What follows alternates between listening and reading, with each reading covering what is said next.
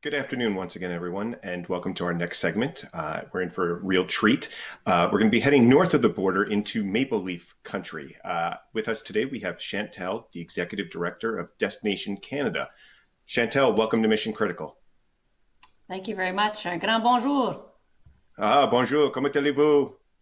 Très bien. That's as much as it goes for me in my French.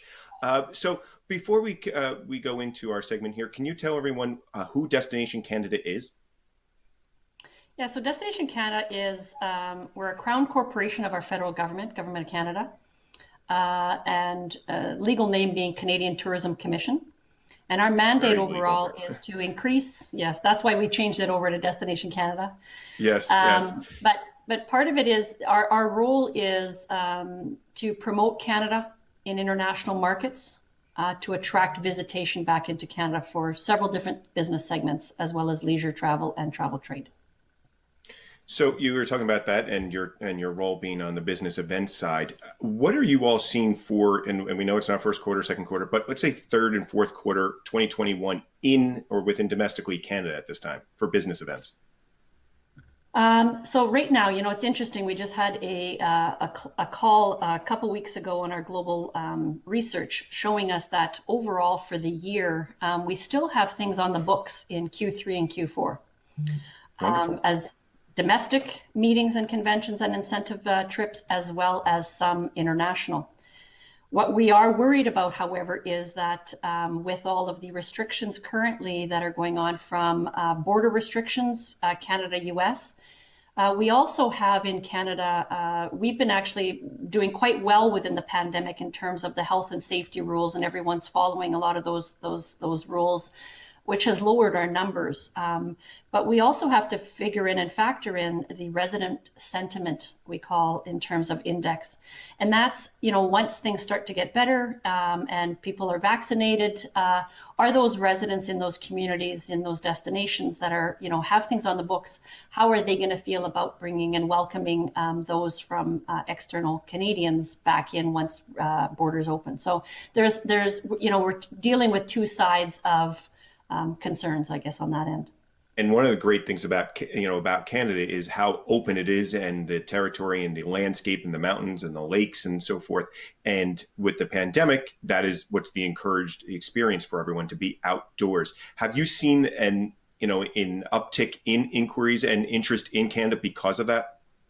Yes. So on both angles, you're right. Our value proposition in our sell is everyone knows how large the mass of Canada is, across the board from the East Coast to the center of Canada and the West. And, a lot of people know about the Vancouvers and the big cities, the Montreal, the Banff, the Right. Whistlers and Torontos.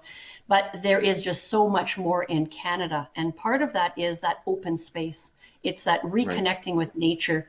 And what we've seen is discussions, interest, research into now clients saying that they are now looking at Canada. So perhaps they have had meetings in Canada in the past, or incentive groups, but now re-looking at Canada. So that has been reflected on one of the, we've been doing a ton of surveys, and so has the International Index. And one of those things has moved us from sometimes number 12 is a perception of Canada for a meeting and convention destination in maybe Western Canada, Western Europe, to now being number 3, to all the That's way out to fantastic.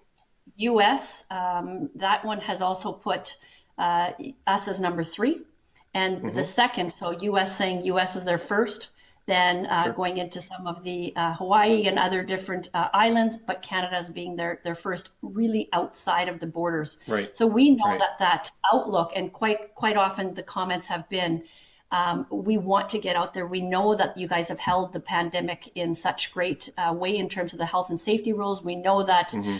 there's open space, there's natural experiences that we can take. And, I think also that curiosity is right now happening. Well, what else is there in Canada that perhaps I don't know about? Right. And if I in my research, and you guys do a lot of research, I was looking at that. I think it was in 2018. You had a record number of U.S. visitors, up to I think 14.4 million. With everything that's gone on, when do you guys project, or has there been a projection yet of when that could possibly, return? Is that 23, 24? Where are you? How bullish are you all being on that? Where we are in the meetings and conventions is that we still think that it's probably going to take more like 2023 to 24, That's what I where would we're think. starting Yeah. to see those numbers. And part of it isn't that that they're not bringing the number of conferences back to Canada that we're worried about. It's the number of delegates. So when you go back to Right. saying, Yep. there's a Yep. certain number of million visitors, we have to now understand that perhaps a 5,000 person convention may by 23 maybe only still have 2,500, and the Right. rest It's they going to be might that have 10 hybrid.